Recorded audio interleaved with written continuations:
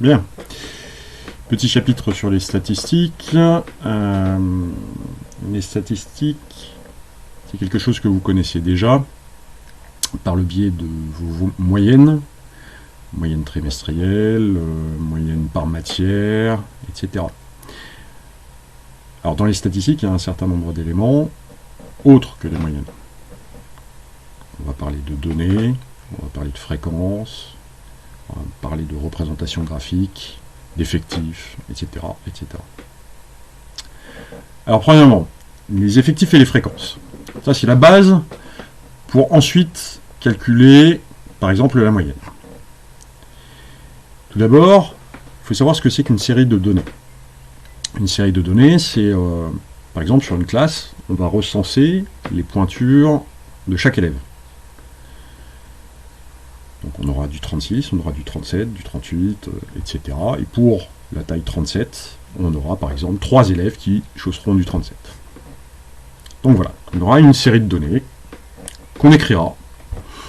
On écrira soit les chiffres les uns après les autres, soit sous forme de tableau, etc. Alors dans ces effectifs et ces fréquences, au niveau des définitions, l'effectif d'une donnée, c'est le nombre de fois où cette donnée apparaît dans la liste. Comme je viens de le dire, taille 37, 3 élèves, donc dans ma liste, j'ai eu 3 élèves qui chaussaient du 37. Le 37 est apparu 3 fois comme réponse à la question « Quelle taille de chaussures faites-vous » L'effectif total, c'est la somme de tous les effectifs. Alors si je prends l'exemple d'une classe de 5e, je vais additionner mes effectifs, ceux qui chaussent du 36, 2 élèves, ceux qui chaussent du 37, 3 élèves, ceux qui chaussent du 38, 4 élèves, etc. Et je vais faire la somme.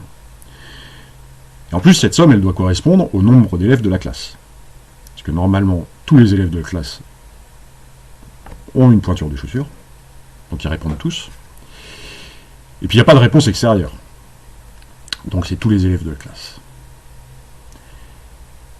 Et la fréquence d'une donnée, c'est l'effectif de la donnée divisé par l'effectif total. Alors on va faire un exemple. Ce sera beaucoup plus parlant. On a demandé à chaque élève d'une classe de 5e le nombre de frères et sœurs qu'ils ont. Et on a toutes les réponses. 1, 2, 0, 1, 1, 3, 2. Donc chaque réponse, en fait, le premier 1, ça correspond au premier élève qui a répondu « Moi j'ai un frère ». Le deuxième, il a répondu « Moi j'ai un frère et une sœur », par exemple. Puis le troisième, il a dit « Moi j'ai pas de frère et sœur ». Tous les élèves ont répondu. On regroupe ça dans un tableau d'effectifs. Alors tout à l'heure, on l'a rempli avec ceux qui étaient présents. Donc je ne vais pas le re-remplir à nouveau. Simplement, on a mis en première ligne nombre de frères et sœurs. Ce sont les données. 0 frères et sœurs, 1 frère ou une sœur, 2 frères et sœurs, 3 frères et sœurs. Et ensuite, on va faire le total dans les autres lignes. Deuxième ligne, on va parler des effectifs. Troisième ligne, les fréquences.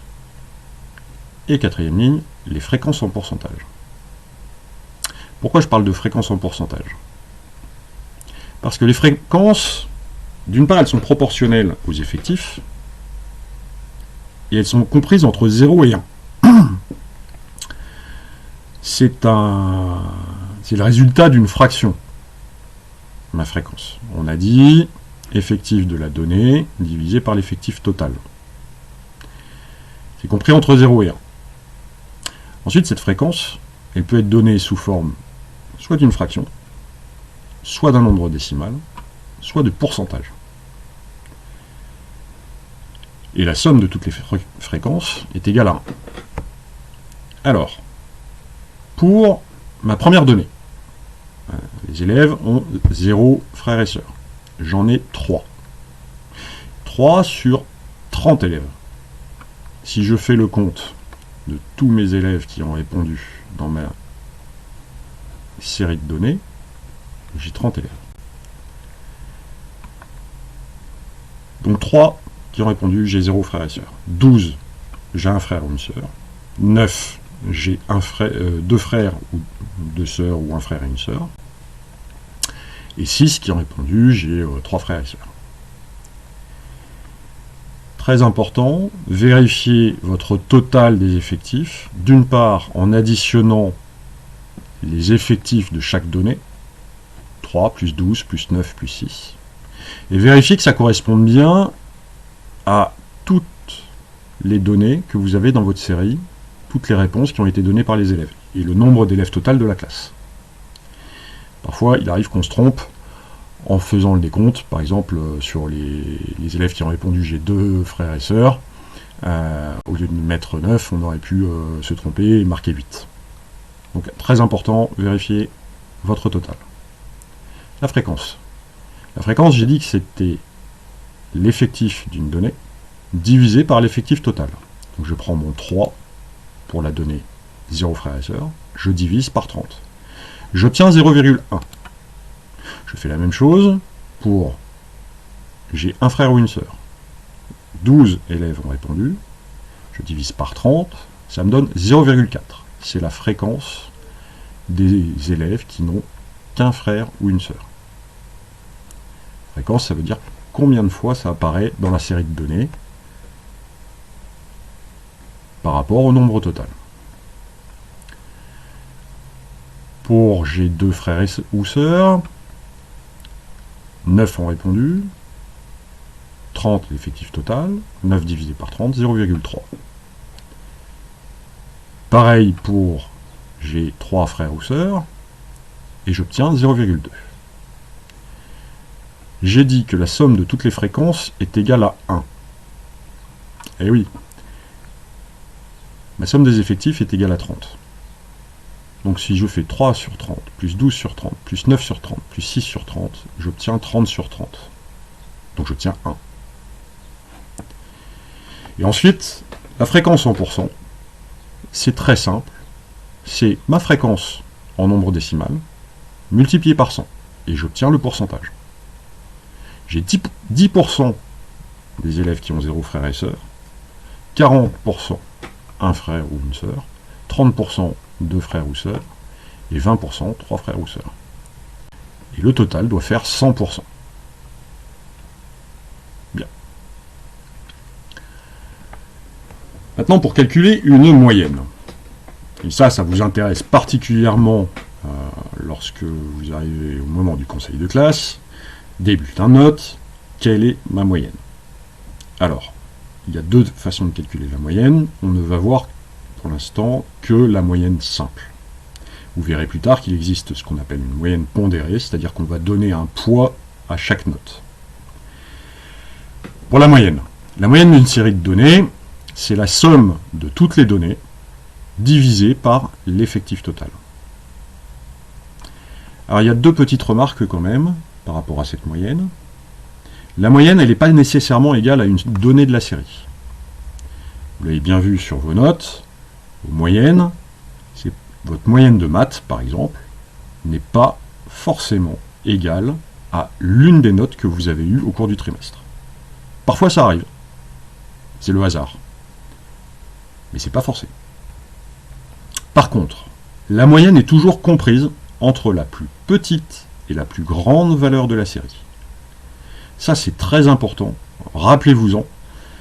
Si jamais vous trouvez une moyenne qui est plus petite que la plus petite des valeurs, ou plus grande que la plus grande des valeurs de la série, dites-vous que vous vous êtes trompé. Votre calcul est faux. Donc reprenez votre calcul, reprenez vos données. Ça vaudra mieux. Ici on a un exemple. Calculez la moyenne des notes suivantes. 12, 15, 11, 17 et 8. Donc j'ai dit, on fait la somme de toutes les données et on divise par l'effectif total. Si je fais la somme de mes données, j'obtiens 12 plus 15 plus 11 plus 17 plus 8, c'est égal à 63. L'effectif, c'est le nombre de notes que j'ai.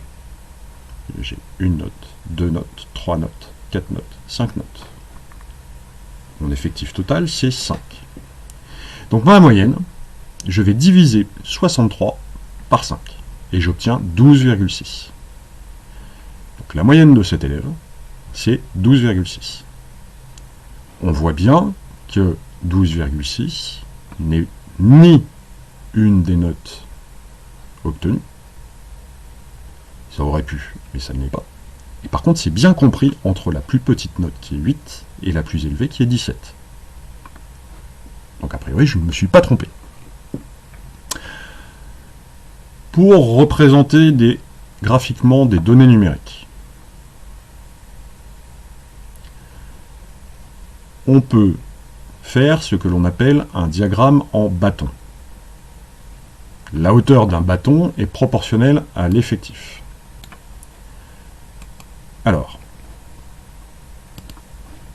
pour faire ce diagramme en bâton, je vais utiliser un repère. Et pour le faire avec vous, voilà. Je vais me mettre sur Paint.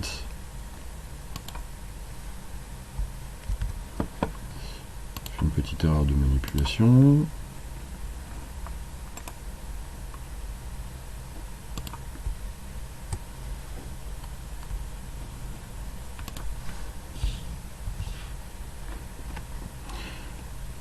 Voilà, pour avoir mes notes et mes effectifs. Donc, mes notes, elles vont de 7 à 16. Donc je vais tracer un repère orthonormé. Là, je l'ai fait, j'ai fait une capture d'écran de GeoGebra, je m'étais fait un repère orthonormé. Et puis, je vais placer mes notes. Une couleur. Donc je vais placer mes notes. Ici, je vais mettre 7. Peut-être augmenter un petit peu la taille du crayon. 7, 8, 9, 10, 11, 12, 13, 14, 15, 16. Voilà, c'était ma dernière note. Et là, sur le côté, on ne voit pas très bien sur Paint. J'ai 1 en effectif, 2, 3, 4, 5. Et j'ai eu 6 qui est masqué au-dessus. Bien. Ceux qui ont eu 7, j'en ai 2. Donc,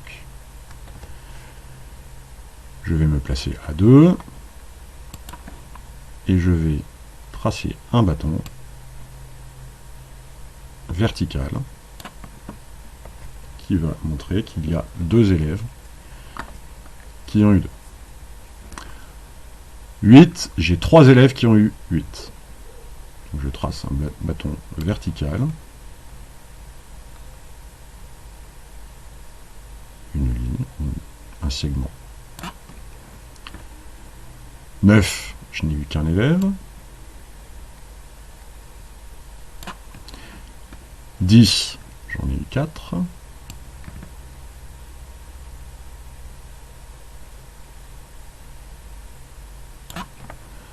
11, j'en ai eu 5.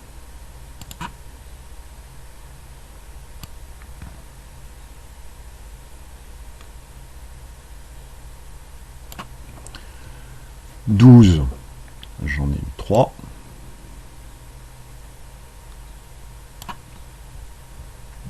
13, 3.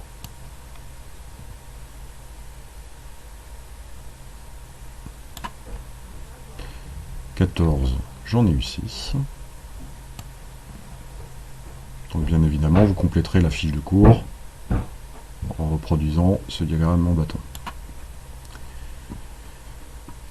15, 2 élèves. Et 16, j'en ai qu'un.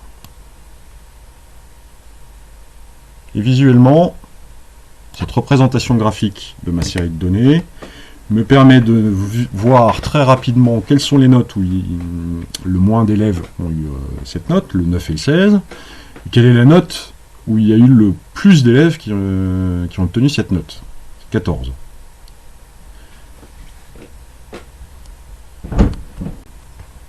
Donc ça, c'est pour notre diagramme en bâton. Par contre, quand les données sont nombreuses, on peut les regrouper en classes et les représenter par un histogramme. Un histogramme, pardon. Par exemple, si on fait la taille en centimètres des élèves d'une classe de 5e, on ne va pas avoir tout le temps la même taille. On peut avoir un élève qui fait 131 cm, c'est-à-dire 1m31. Un autre qui fait 1m32, deux qui font 1m33. Et ça va faire beaucoup de données, et finalement, on risque d'avoir des effectifs pour chaque donnée, 131, 132, 133, 134, 135, etc., etc. On risque de n'avoir que 1 ou 0 élèves. Donc la représentation graphique ne sera pas très visuelle, et puis elle ne nous renseignera pas beaucoup. Par contre, si je regroupe les élèves en classes d'effectifs, c'est-à-dire que je prends tous les élèves qui ont une taille entre 130 et 135 cm, 135 étant exclu. Là, j'en ai deux. Alors, ils peuvent avoir une taille de 133 cm et 134. Ça n'a pas d'importance, ils sont compris dans cet intervalle, dans cette classe. Entre 135 et 140 cm, 140 exclus. J'ai 10 élèves. Entre 140 et 145, 145 exclus, 6 élèves, etc., etc. Je vais procéder de la même façon que tout à l'heure. Sauf que, au lieu de mettre une note ici, je vais agrandir un petit peu.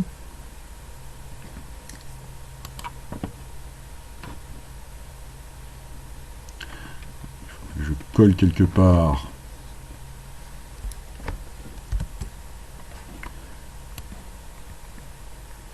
mes effectifs, je vais l'agrandir.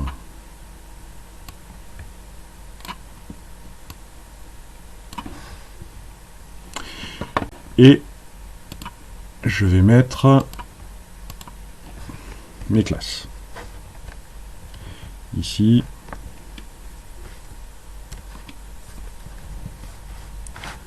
de 130 à 135. 135. Je vais marquer comme ça.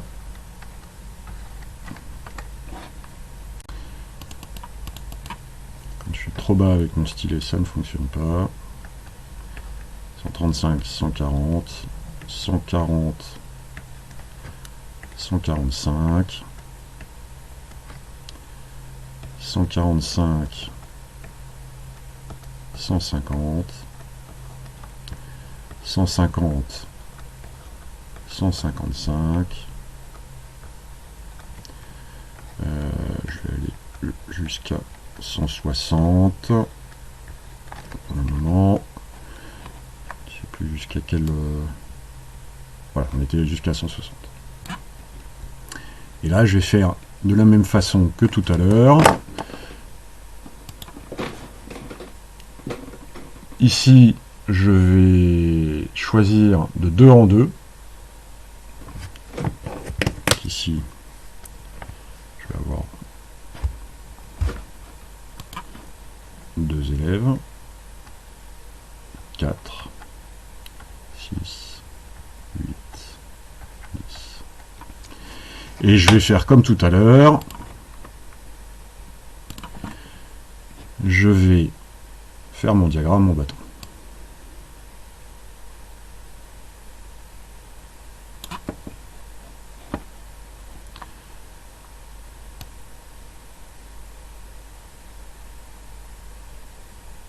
Donc, pour ma première classe de taille, j'ai 2 élèves.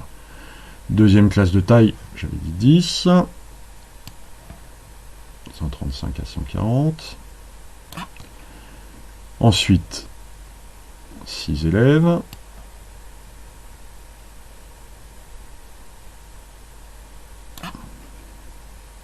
Quatre élèves.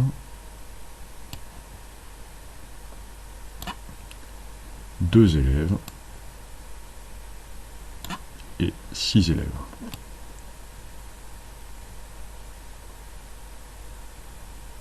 Et visuellement, tout de suite, on se rend compte que les tailles majoritaires sont comprises entre 135 cm et 145 exclus, et entre 155 et 160.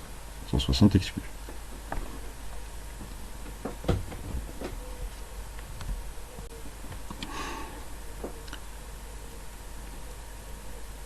Alors, quand on a des données non numériques, on peut aussi faire une représentation graphique.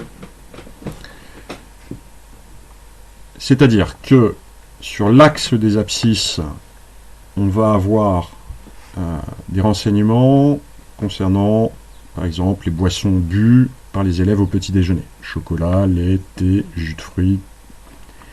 Et en axe des ordonnées, on aura l'effectif, comme sur les autres représentations graphiques. Et on pourra faire de la même façon, soit en diagramme en bâton, soit diagramme en barre.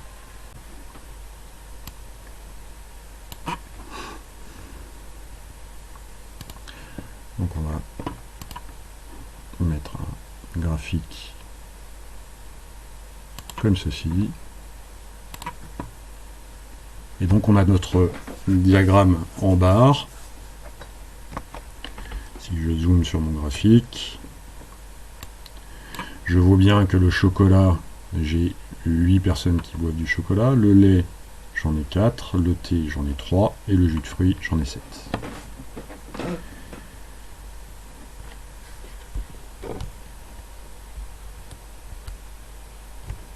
Bien. Donc ça, c'est une autre façon de représenter graphiquement les données. Ensuite, on peut avoir un diagramme circulaire avec l'angle du secteur qui est proportionnel à l'effectif. Alors, au niveau d'une classe, enfin des 100 élèves de 5e d'un collège, leur seconde langue vivante, c'est l'allemand pour 15 personnes, l'espagnol pour 50 personnes, l'italien pour 10 personnes, l'anglais pour 25 personnes. Au total, j'ai bien 100 élèves. Pour calculer l'angle total de mon cercle, de mon diagramme circulaire, c'est bien 360 degrés. Un cercle, au total, fait 360 degrés.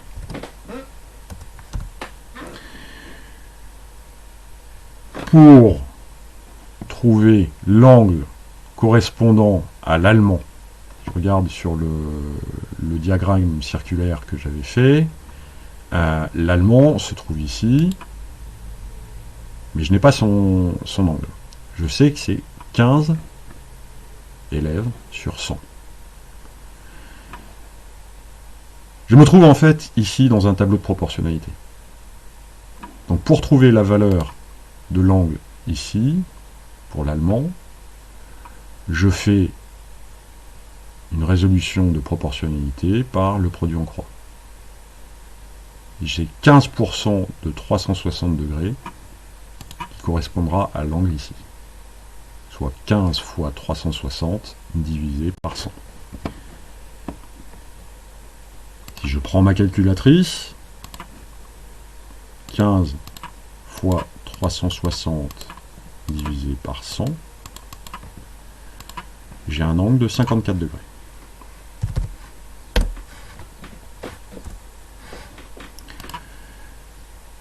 L'espagnol, c'est 50%.